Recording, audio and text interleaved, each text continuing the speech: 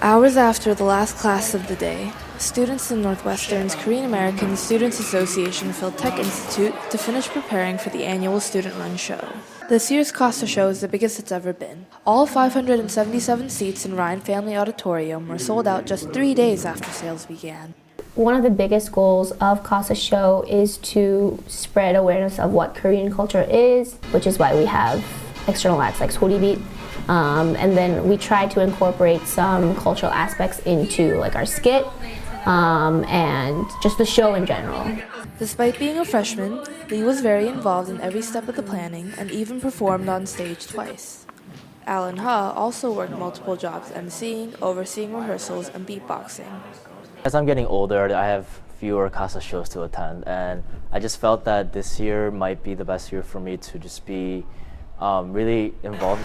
From fundraising and contracting to scheduling acts and coordinating meeting times, a student-run show poses several challenges.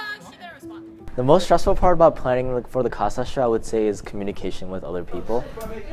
Just because there's so many people involved and all of them have to be present at one location at one time. It could have been a lot more organized, which is something we're working on for next year. We first started with contacting headliners, and we did not get a lot of replies back. And we were actually very surprised that he replied. Their efforts didn't go unnoticed, though.